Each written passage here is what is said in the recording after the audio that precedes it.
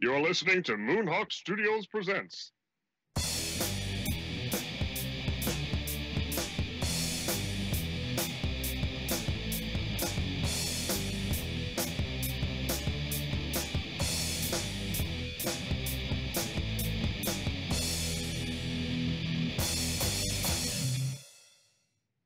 Alright, welcome to another edition of Moonhawk Studios Presents, the podcast where we try not to sound like announcers all night long.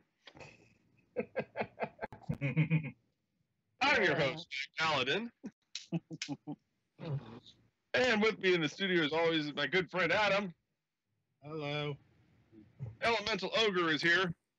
Bad, 12-16 over.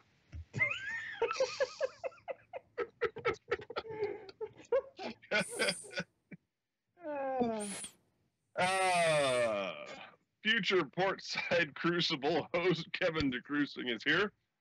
Greetings and salutations. Petty Fan is in the house. Insert some crass joke about teens. Learning consent by cats. 101.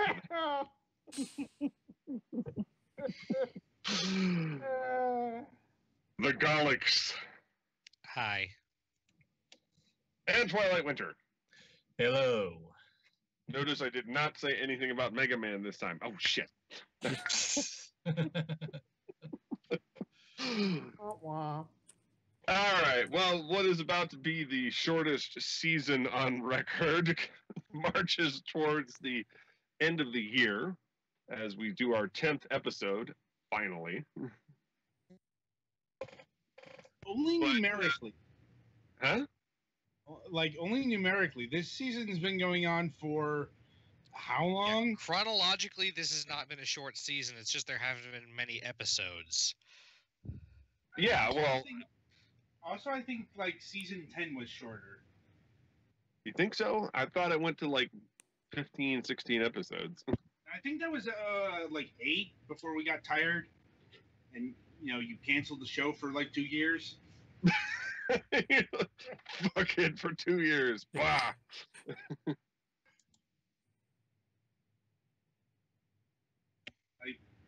Anyway, my point still stands. It's been a short but not short season. Yep. Well, we got this episode and then one more, and then I'm just going to call it a season, and then we're going to move on to season 14 in January. Suits me well enough. I think that'll work out nicely. It'll make us feel like we've made progress this year. Although we have had some good guests. Yes. We've had some pretty good shows. Petty Fan. I know. Now, if only people would reply to my fucking emails. Well, if they don't reply to your email, you move on to the next person very, very rapidly. I'm out of people to move on to. That's a load of crap. There's like 40 million people on YouTube. Have fun sifting through it then. Yeah, well, that's your job. Jinx.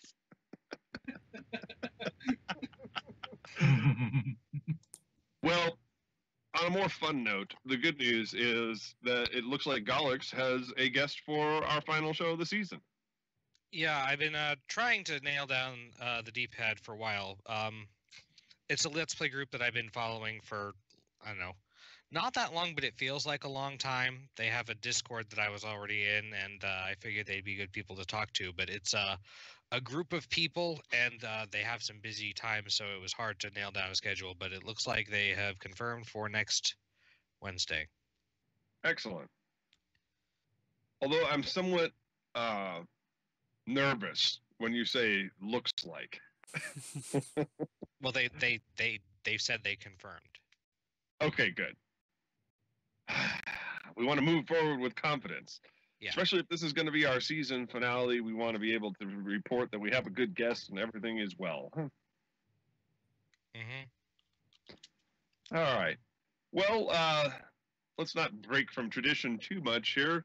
Adam, why don't you give us any other news that you might have? It's cold and I've been fighting a sickness. Oh no. I'm like, Can we make the down with a sickness joke, or is that too Oh, easy? man, I was thinking Oh. just the same thing, and then I was like, nah, I'm not gonna do it. Just reach for that low-hanging fruit. Too cheap. hey, yeah, I had to do an interview with my throat, so that was fun. Oh boy. You're like, so anyway, Thankfully, not that bad, but probably was in my voice. That's about it for me. all right, Ogre, what do you got? It's cold and snowy. I don't Cold. mind the snow. I just don't like the cold. I know it's They a kinda go paradox. hand in I'll hand. somehow live through it. Don't they kind of go hand in hand, though? That's why I said it's a paradox, and I'll live through it. Ah, yes.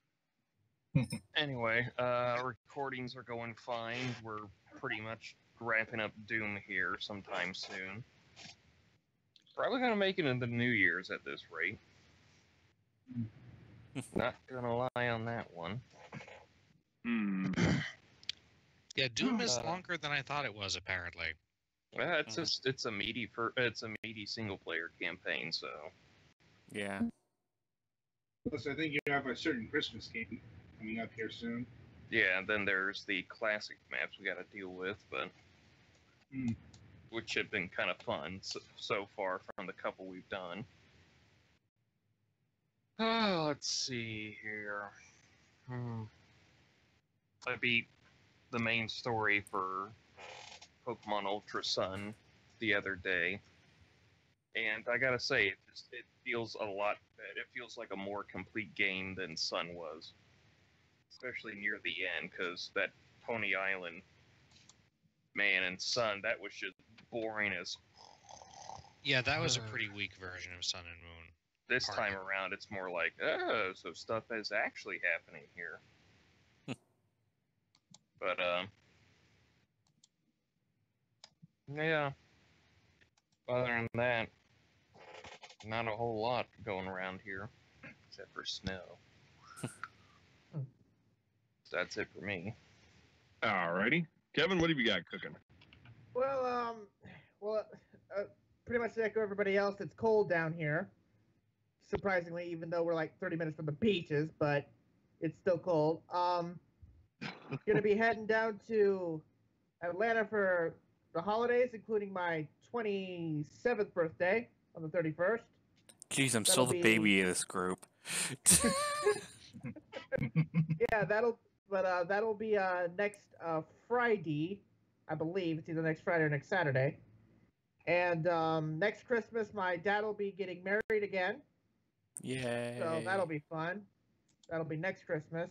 And, well, other than that, that's pretty much it. Alright. Couple stuff. Betty fan. Well, Friday we got DirecTV hooked up, so hooray. You sound overwhelmed. Well, it's like we did a lot of cleaning just so, they wouldn't be tripping over shit when they were, hooking us up. So I'm still Wait. kind of physically drained. The good news is now you can watch the Orville live on Thursday nights. I could if I was interested. You're fired. Now, since the Orville is off season. Over for the season. They renewed it for season 2. What I'm trying to figure out is whether or not they're going to do a full season 2 or if they're going to do another 13 episodes. Well, excuse me, 12 fuckers. We're going to hold that last episode back in reserve for the next season. Yeah, they do that with some shows, and it's annoying. Although in this case, it might be partially because they wanted to unfix a cliffhanger or something. But Yeah, they were going to film the second half of it and then just run them together in the second season. They didn't want to take the risk of leaving on a cliffhanger here and agitating the fans, which is kind of good. Star Trek made an event out of that. Yeah, they were like, hey, here's the first half for free, and then you gotta pay a subscription to see the rest of it. Mhm. Although the joke's on us, the ploy worked. Star Trek Discovery has something like 55 million viewers worldwide. Fuck. Seems like between Netflix and the worldwide market and CBS All Access gained something like 8 million new subscribers, which is almost triple what they were projecting. Mm. Which is why Star Trek Discovery got renewed 5 episodes in instead of waiting until past the mid-season break. Mhm. So pretty goddamn impressive. Now, have any of you guys watched the show yet? Nope. Ew. I highly recommend it. Even if you want to watch it on UK Netflix via VPN.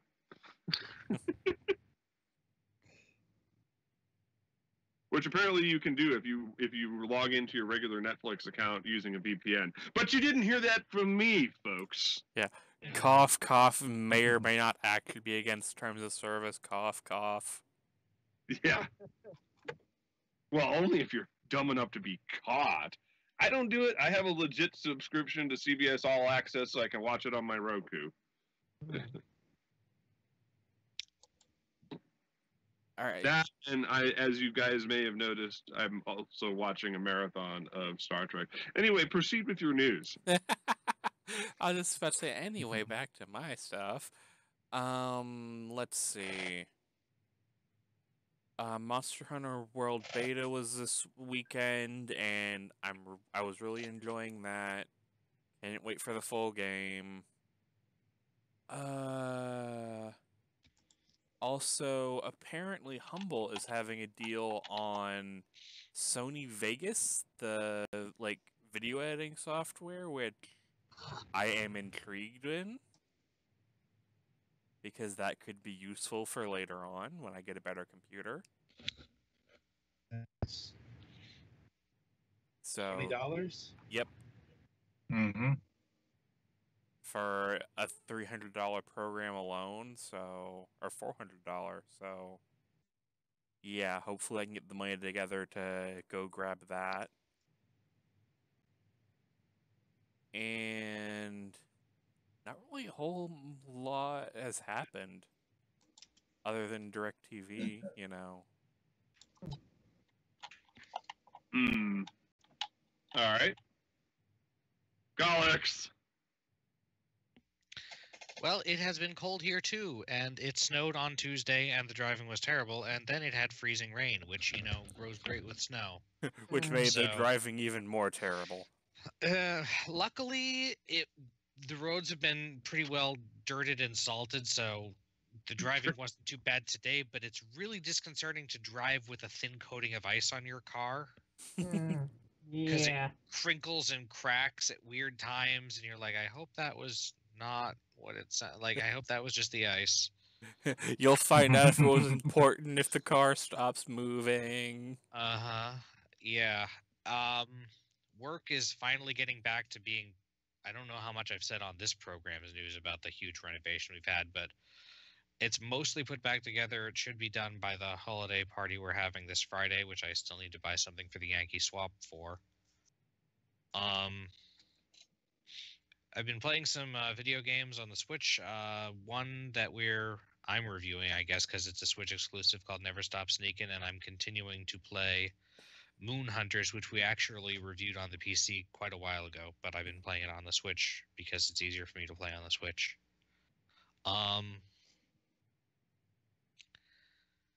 Yeah, I guess I don't have a ton of other thing aside from I'm looking forward to the interview next week. All right. Twilight.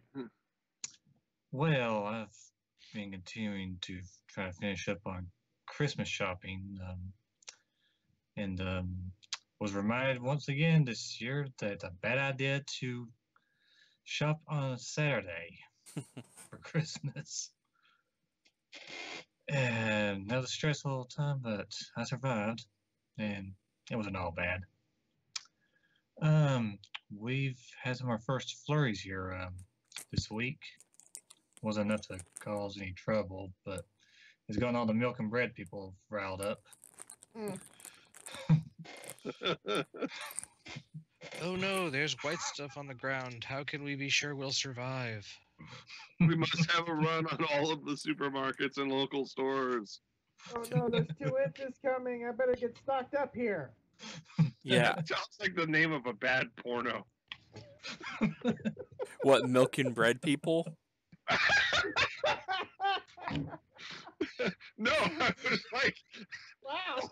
well, that too, but apparently there's 2 inches coming and I better get stocked up. Oh, I didn't hear Yeah. that. I didn't, that's not where I was going, but all right. Wow. Okay. Well, No, besides that, people are coming. God damn. Peace. All right, never mind. Anyway, anyway, Peace and roll towards men. Anyway, I was playing one of the games I was going to review this Sunday, but we've had to push that back because of an error that was causing trouble. And that's about it for me. okay. I think I'm the only one here who should have had snow but hasn't yet. no, I haven't had snow down here. I'm in Arizona. We have like a 16th of an inch of In snow. order to have snow, you need to have water. Oh, we have mountains, and trust me, there's water up there, and we have rather impressive underground aquifers here in Arizona.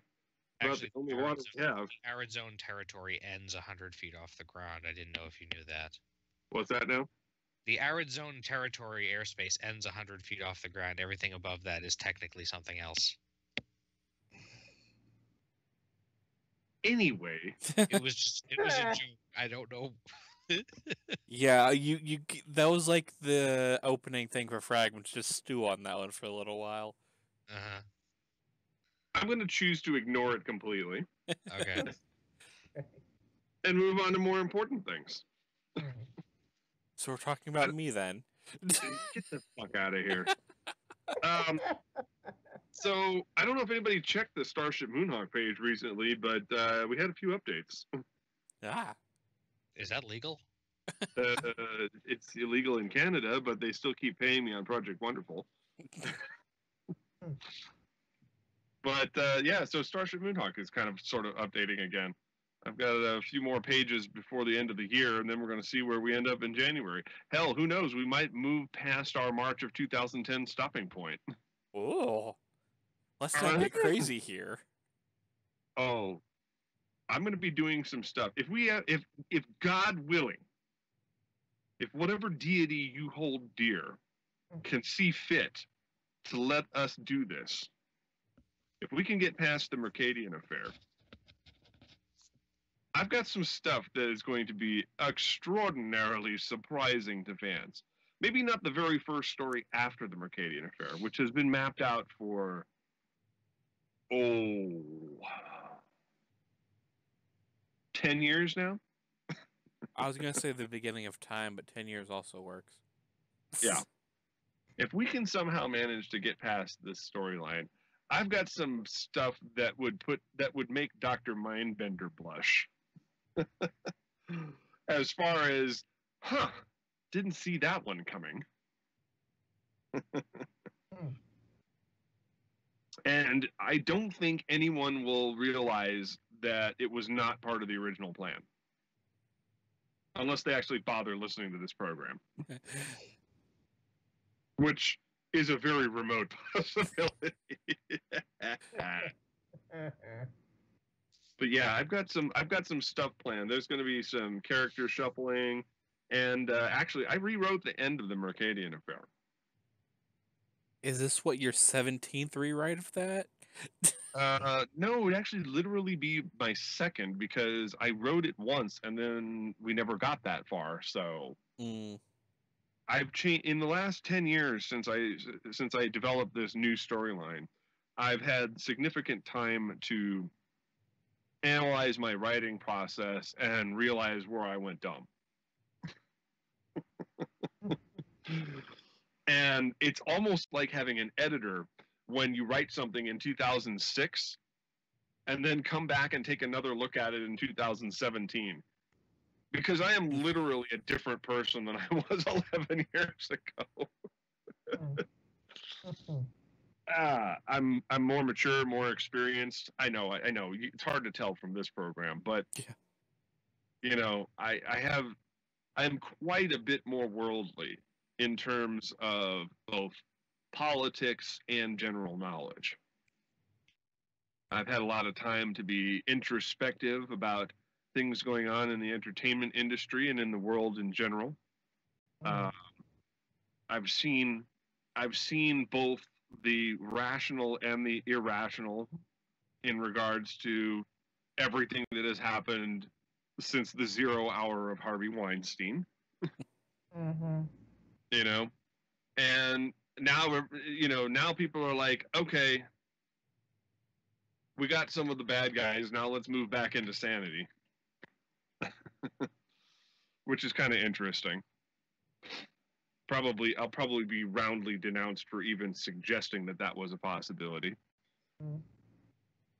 But it's fascinating, and it allowed me to look back and, you know, as I said, see where I went dumb, which was, you know, stuff that I might have written that would be like Joss Whedon's Wonder Woman treatment. Yeah. Anything that vaguely resembled that, get out of here. And that's not slander, because I've actually read the clips, and it's fucking garbage. I've read the excerpts. It's terrible. So anything that even vaguely resembles that, if I have to ask myself, what would Joss Whedon do here? It's got to go. That's a sad state of affairs, because, you know, back in the day, he was one of those guys who was like, oh yeah, you know, he's really pro whatever. Yeah, pro whatever isn't always a good thing, friend. Yeah, he's like one of the good guys. He's pro women. He's pro this. He's pro that. And then, you know, somebody actually heard from his wife, and then you know, the mirror shatters. The window breaks. Window breaks from the X. Bunch of glass cracking metaphors. And you start looking at everything, and you're like, everything I know is wrong. And then you start doing podcasting. Well, I can't say that I've never been a dirtbag.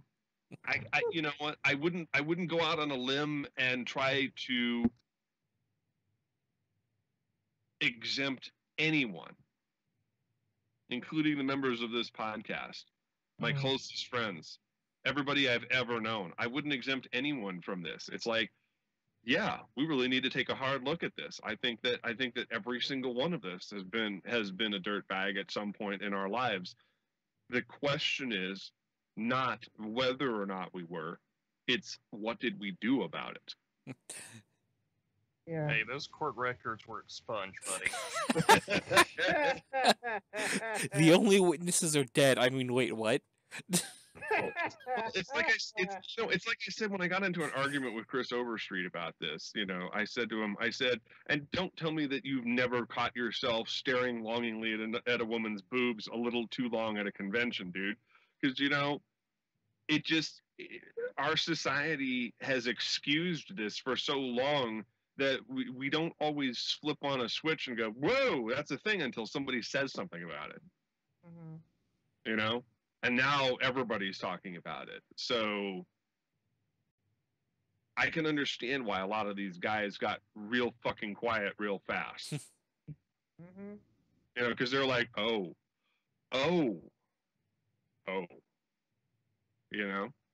And so I think there's been a lot of reflection and introspection in these tumultuous times. And I think that's a good thing. And again, I think the real question is, what did we do about it? You know, did we just go, it doesn't apply to me? Well, then you're part of the problem.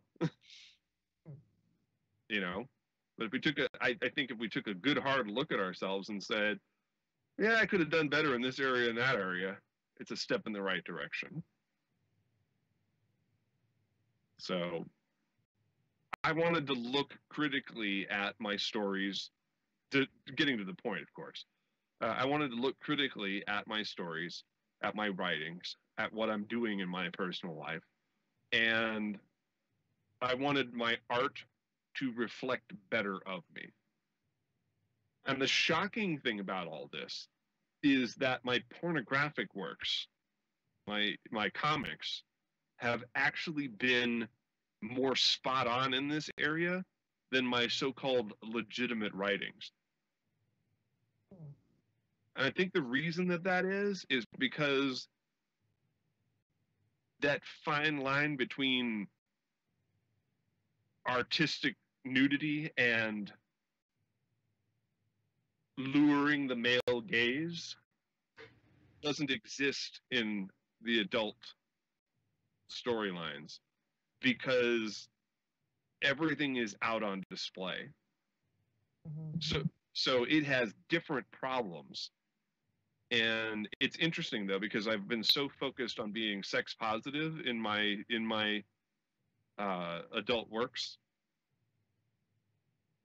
that I've been doing things that I'm not consciously, doing things to correct problems that I was not consciously aware of in my mainstreams. So that's why I've been quiet. That's part of why we haven't had so many shows, because I was trying to be reflective and think about ways that I, as the host and executive producer, could do better. I guess is where that's been leading. So, in fact, I've had to scrap pretty much the entire plot of the 4th novel of Starship Moonhawk. So that went directly into the shitter, and I have to basically start over again. I may actually move on to a completely different storyline and start a new book. This story may not be salvageable, because I looked at it and I'm like, woof, what was I thinking? So it's important to me. This is important to me because I've always tried to portray this image that I was one of the good guys, and I'd like to be able to live up to that standard. And if I'm going to write dirtbag stories, then I'm not really doing, just because the money's there, then that's not helping. This is where I'm going with that. Speaking of not helping, man, did you see that thing in Alabama? Hell no. Holy shit. I'm like, I was waiting for this, like I was waiting for the whole, Donald Trump and he tasks me and I shall have him. I'll chase him round the moons of Nibia and Tari's maelstrom and perdition's flames before I give him up. And he's been shockingly subdued about this. Yeah. I imagine someone's probably taking his phone from him. Yeah. Yeah. I mean, It didn't last long, because about 6:30 this morning, he was like, "Hey, Roy, here's a bus." it's like, Well, that's Man, Luther, what happened to you? Yeah, I never really liked the guy anyway, says the guy who... who went down to Pensacola to try to get Mobile voters to vote for him. Wow. Yeah, he wouldn't dare set foot in Mobile because Mobile is far too progressive. Right. Right, but he wanted to get into the market, so he decided, I'll go as close as I can without going over. Oh, yeah, he's Pensacola? like, sure. It's technically within, VHF broadcast range. Right. That's why he was there, to get into the VHF broadcast range without going actually into Alabama. Right. Like the closest he could get without going over. Yeah. Actual retail price. Wow.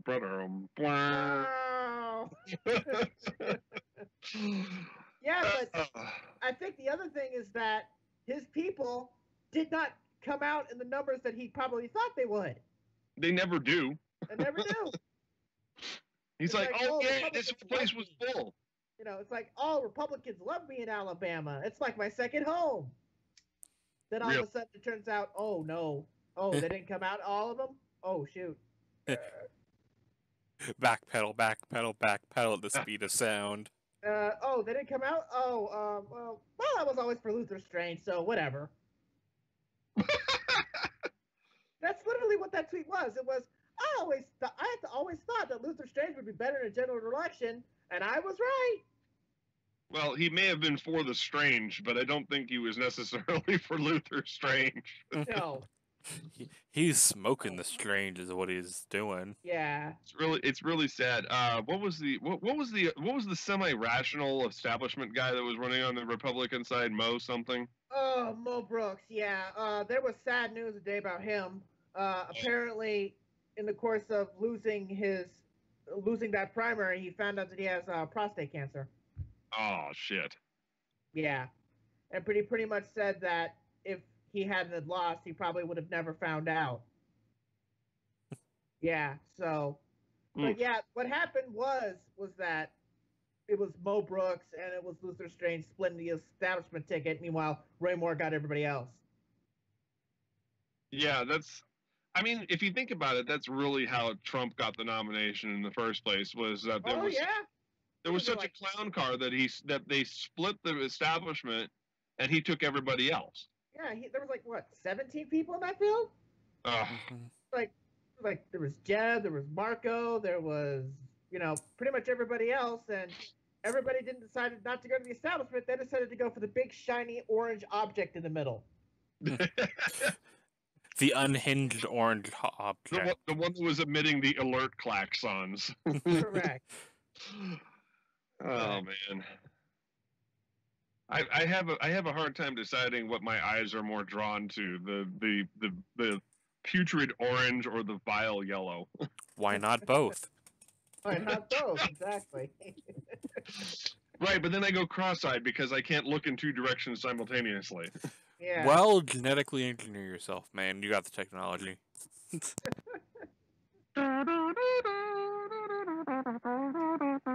Anyway.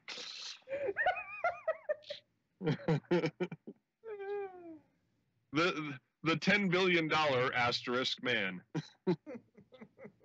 Oh God. Yeah, I don't know what to think anymore. I mean, after a year of just nonstop upsetting surprises. Yeah. I still don't feel safe. I don't trust myself to hope again. Yeah. It's just like, I've pretty much been saying get through all the hard stuff and just get to November 2018. Or, whenever election comes around and just get there. It's funny listening to my dad. He's like, I'm not really much of a Republican anymore, but God damn it, Democrats, actually do something. And it's like, Dad, you do understand what it means to be an opposition party in our federal politics, right? Right. I mean, so basically, you want them to do something, but they only have 51 seats in the Senate. They're down 23, 24 seats in the House. Yeah. They clearly can't do anything. Right. And over the last 8 years before this one, the art of being an opposition party and keeping the main party from doing anything without doing anything of yourself was perfected. And I'm not saying they're going that far, but they've taken some notes. Right. Well, as I tried to explain to him, I said about the only thing the opposition party can do in American politics is run interference. They can't. It's a defensive campaign. There's no way for them to introduce new legislation. This is not 1981. No, it's not. They can't introduce new legislation. They can't get their points debated. They can't get their amendments attached. They can't get really anything done. Oh, they can offer amendments, but they'll just be voted down. Well, that's what I'm saying. They're not. I said attached. Right. Nothing. It's like it's, and unfortunately, this is a goose and gander moment here as well. Mm-hmm. In 2009, 2010, the Democrats did kind of do this to the Republicans. So, what's good for the goose is good for the gander. Turnabout is They fair had a play. they had a super majority and they shut the Republicans out. The only compromises that they made were to get the blue dog Democrats in line. Well, actually, technically, in that bill, there was like over 100 amendments in there that did pass bipartisanly, but True, but if you they didn't look get at Republican votes in the end. Exactly. right, it didn't get any Republican votes in the end, and all of those amendments were all procedural and not really substantive. Right. Well, that was So- probably mostly because that the Republicans didn't want anything to do with this bill because of the concept of the Right. bill and the fact that they were pretty much obstructionists from inauguration night. So Yeah. And we won't get into the reasons for that because that's a whole other that's a whole other thing. yeah, that's a whole another thing. Stop living in the past, liberals. Anyway. Anyway, As the group who still think there's the party of Lincoln. Hmm. You know what? Lincoln is rolling in his grave. I mean, he's spinning so hard that his body, his remains have gone quantum and are I really think it's in I all think it's- realities simultaneously. I think his body just doesn't exist anymore. It's spun so much. Yeah. I mean, it's been spinning in his grave for like 150 years at this point. And the same with like Teddy Roosevelt. It's like you understand that 100 years ago the Republican Party was the progressive party. Yeah, I mean, Mhm. the EPA, that was Nixon. That wasn't a Democrat. That was Nixon. Right. So, I mean, it was only Hell, even that bill that accidentally gave free benefits to people with kidney dialysis. Mhm. I mean, That was Nixon too. yeah, lowering the voting age to 18. So, So, yeah. it's been pretty much this kind of Republican Party basically has been around since '94. When No. when the first parts of it, but it really, but that was like the first inklings, like the small and the bottom. But it became like the dominant force in 08, 09. You're a youngin. You're a youngin. Yeah. There's an expression, Goldwater Republicans. Okay, yeah. You want to go back to '64? Yeah, that makes sense. Yeah, this I is didn't know where really you where wanted it to go there. began. That's Yeah. where the fascism began. You know, you got Yeah. the civil rights movement and Barry Goldwater. Yeah, that's And 'cause Goldwater that's the and- Aristocrats. Yeah, in the late '90s, before he passed away, Barry Goldwater, you know, had a did a deathbed recant, so to speak, and said, "Man, I really wish I hadn't done that." Yeah, pretty much. But, yeah, it's been that divide ever since the Southern strategy. Yeah, late '60s when the Dixiecrats split from the party and then moved to the GOP, who swallowed them up eagerly. Yep. Friends, we've missed you. Mm-hmm. Friends, racists, countrymen. Yeah. I don't understand the cognitive dissonance that allows them to believe one thing and do another. It just Basically, really, their mindset really is, makes you got the power, use it. man. Well, that was sobering. But that's what their mindset is right now. Is that you got the power, use it. Even though I'm they're just- not really doing anything with it, which is kind of funny. Now, if we can send Ajit Pai to the moon without a spacesuit, Please? I think I'll- we'll be on the right track here. I'll help. Now, I wanted that to be our secondary topic tonight. Was I Yeah. was gonna say. the I was defeat of Roy Moore, as great as it is, we still have a big cloud over our heads, the one that would directly affect this podcast and, well, literally hundreds of thousands of other programs, Yeah.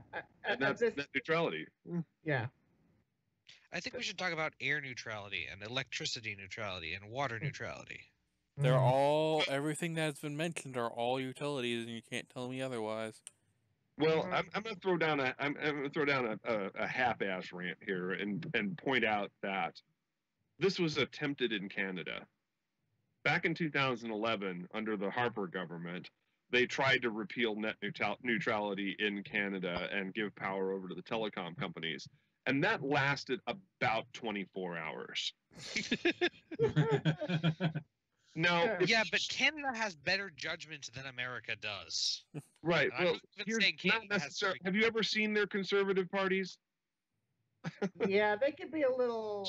Actually, Yeah. I take that back. Their insane party is their left-wing party. Their conservative party is more like our liberal party. It's kind of like Britain that way. Yeah. You know, it's kind of like the UK that way, where the conservatives are actually the people we identify with. Well, yeah, Definitely in not the grand Tories. scheme of things, the American Democratic Party is not particularly liberal. Well, it's the closest thing we've got. Right. Yeah. And it's starting to lean more that way again because that's what the electorate is demanding. And the DNC, for all of their problems, I think is this is the problem. Organizations like that are a monolith. It is extraordinarily large and very difficult to turn. Mm-hmm. So it takes a concerted effort by the constituency to move their agenda in the right direction, and I think we're starting to see some of that. Yeah. But back on the Canadian net neutrality thing, that lasted about 24 hours. Now they have 1/10 the population of ours, and as you guys have pointed out, they're usually the calmer, politer, more rational, America. So if they lasted about 24 hours after public backlash, I can only imagine what would happen if people suddenly started having to pay for Twitter here. Well, I'm just kind of highly concerned about the degree to which certain companies and people in politics seem to be fairly insulated from actual public backlash. In this country somehow. Maybe until they start losing money.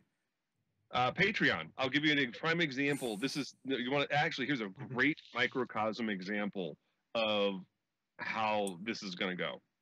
So Patreon announced last month, and they did this quietly, I might add.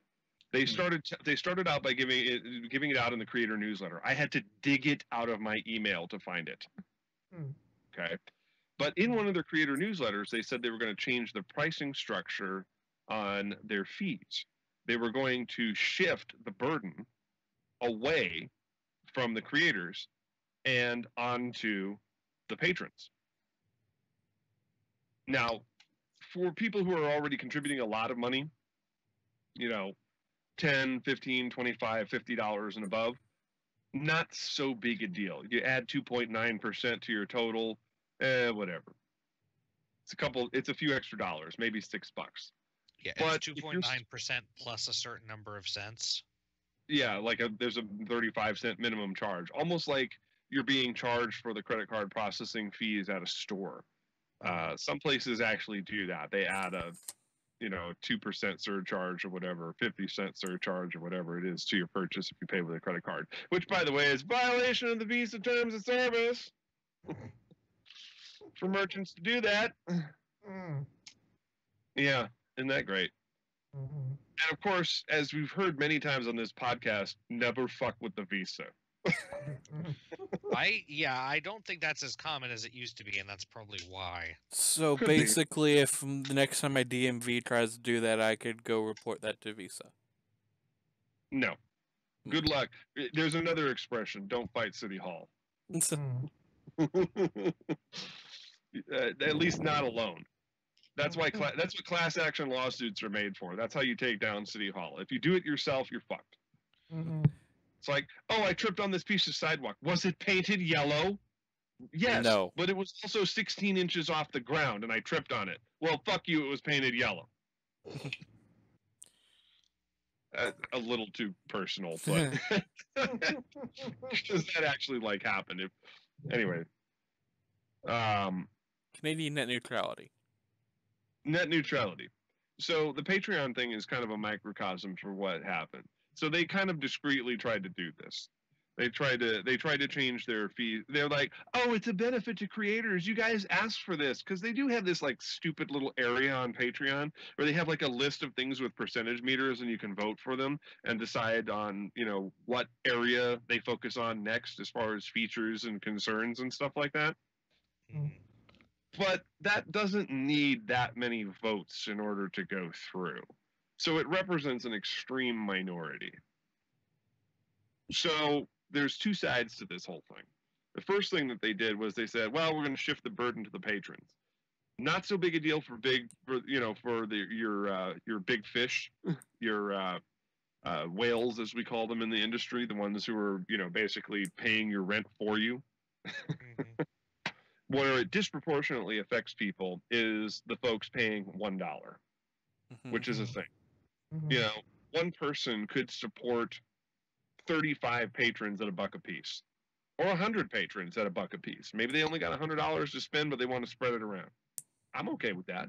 I've often said I would rather have 200 $1 patrons who are rabid and loyal than one person who's fickle and mercurial paying $150 a month. And expects way more than I'm willing to give, if you catch my drift. That was going to be turned on its ear.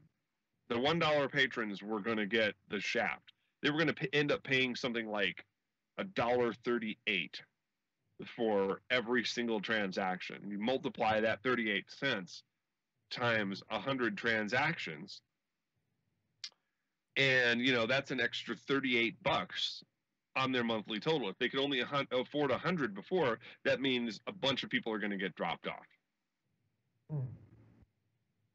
Patreon, in their infinite wisdom, said, well, we're going to give 95% to the creators, and that's what you said you wanted. But we're also going to do this thing with the fees, so, out of the other side of their ass, they're like, well, we're going to make windfall profits. But, that's not what it's all about. We're going to double or even triple our profits as a result of this. Now, I understand that, that the majority of their operating capital comes from venture capital, that a lot of the money that they have in their war chest is not really theirs to play with. And they need to figure out some way to actually start earning real money, because they were only making something like $8 million a year was the estimate. I forget which trade magazine put this out there, but their SEC filing was something like $8 million a year in profits, which for a company of that magnitude, not a whole lot. So what they were basically talking about doing was benefiting their whales, and everybody else gets the shaft. So me, I'm sub $1,000, double middle finger to me. I'm not the one they're really worried about. They want the Sakimi Chans of the world who are making $250,000 a month. Yeah, I'd like to tap into that money. But that's what they were supporting. And so bringing it back to net neutrality, this is one of those things, well, we have the power, but we won't use it. Yeah. Well, that's the whole problem. Like, the Pi has made it painfully clear that he doesn't care about public outlash. Because we've already had plenty of public outlash over this.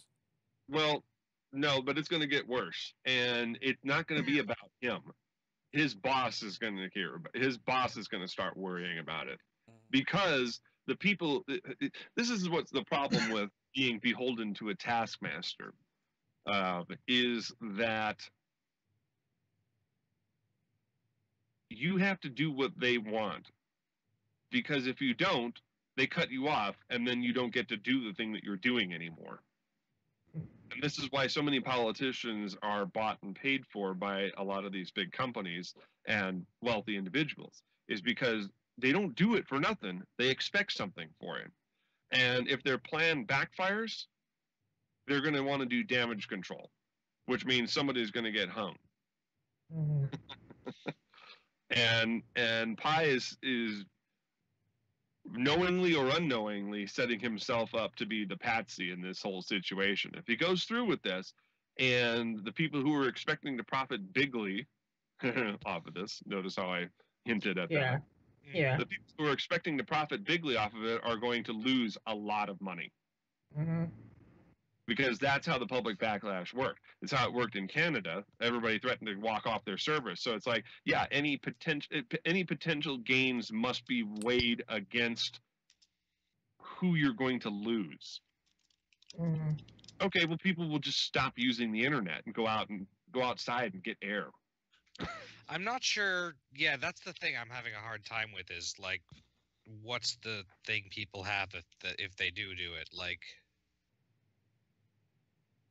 I Well, mean, they could go to other service providers, I suppose. I but- have no other service providers here. I live in a fairly small area. A lot of the U.S. doesn't have a whole lot of choices for Yeah. service providers. I'm either stuck with Suddenlink or I have to go find a dial-up provider that still works. Those are my only options. I don't think Suddenlink is owned by Comcast or Verizon. They're not, but they're still crooked as shit. Well, that's neither here nor there. If they're not part, see, those are the two companies that really want this. Yeah. I don't know if you noticed this, but companies like Sprint and T-Mobile and stuff like that, the other big players, are doing these things where they're like, well, we're going to lock you into these low contracts for the next 2 to 5 years Mm-hmm. because they know what's coming. They see the writing on the wall. You know, it's like I used 127 gigabytes of data on my cell phone last month Mm-hmm. because I have an unlimited plan with Yeah, Sprint. that's the unlimited plans are fucking great. Yeah. Normally you go over 30 and they throttle you down. I have felt no throttling. Mm-hmm. I'm not even that on time with my bill payment, you know. So I was thinking to myself, well, you know, if necessary, I could just go to that. Cox Cable can suck it. I can run my show off my phone. I couldn't do that 5 years ago, but I can now. Yeah, sadly, I can't run the show off my phone, so... So I'm just giving you examples of there is a way to push this issue. So back to the Patreon thing, the public outcry, basically there was a mass exodus. They hadn't even executed the plan yet, and there was a mass exodus from the service. Your notion that the majority of the public there will not be enough people exiting the internet to upset these providers is not in line with reality. Your situation I hope prohibits you're right. Your situation prohibits you from moving, but you are an outlier. You are not the majority. There's CenturyLink. In my area, I've got CenturyLink, AT&T, I've got Cox, Comcast, I've got 3 different satellite providers. I've got 2 guys broadcasting off of a dish off of a mountaintop that I can use. And I've got every single cellular provider in existence. So, and I'm in a major market. Tucson is in that 500,000 to 1 million people area where we actually matter to big companies like that. So so that's why that's the number of people in my entire state. Right. But you see that whole thing down, you know, the so-called heartland of America and all that stuff is not representative of their profit centers. Mm-hmm. Okay. It's these coastal areas where the wealthy liberals live. Yeah. No offense, but in this particular case, where it failed the electorate, it will ultimately benefit the consumer. Because now profit margins are based exclusively on popular opinion. Mm-hmm. Unlike national elections. Yeah. So with the Patreon thing, they had such a backlash and such a mass exodus of people on the bottom end, they realized, shit, we're going to lose more money than we make off of this because we'll have so few people left, our service will be no longer viable. And they reversed that decision today. Yep. So they hadn't even implemented it yet, and because of the massive denouncement going on since Monday, they reversed their decision. FCC will have no choice because the people that wanted these changes are their ultimate taskmaster. Okay? And when they start suffering, when the taskmaster starts suffering at the hands of these myopic decisions, you'll be surprised at how quickly they reverse things. Well, I Mhm. hope you're right. They won't really have much choice because I think people, the whole reason that people are so dependent on the internet right now is because it's there. The Mhm. instant it's not there, people will leave these services because they're like, well, fuck it, I'm not paying that.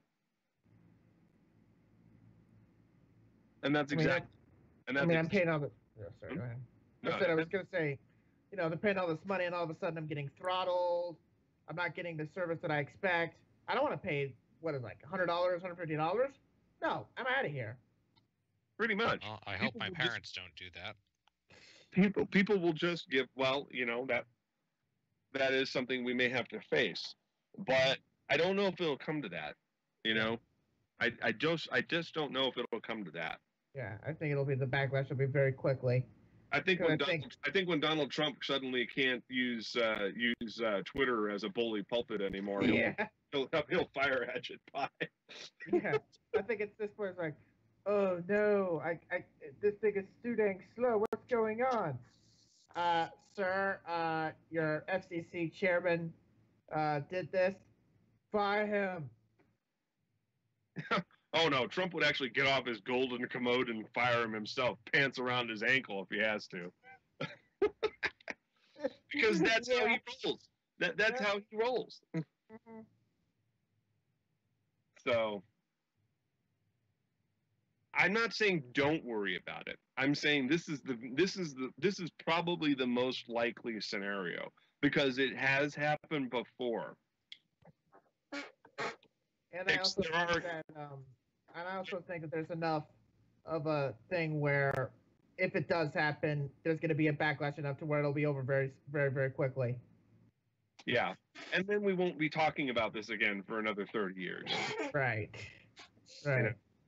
The Republicans will finally get it. Just like, I hope that the Democrats can stall this tax reform until the next Congress. They cannot. They Yeah. cannot. They cannot. Like, They're gonna need 2018 and a vote to get people in place to ensure that they can put something together to stop what happens in 2026. Yeah. Because what they're going to need to do is to be there at the moment in which these things kick in to try and not make it as bad as it is. But in terms of stopping it from happening, period, no. Yeah. If we Democrats win Congress in 2018, they might be able to cancel it fully. Yeah, they're probably going to need the presidency in 2020. Yeah. Is what I think. Yeah, they're either going to need a supermajority win in 2018, or they're going to need the presidency in 2020 to kill this.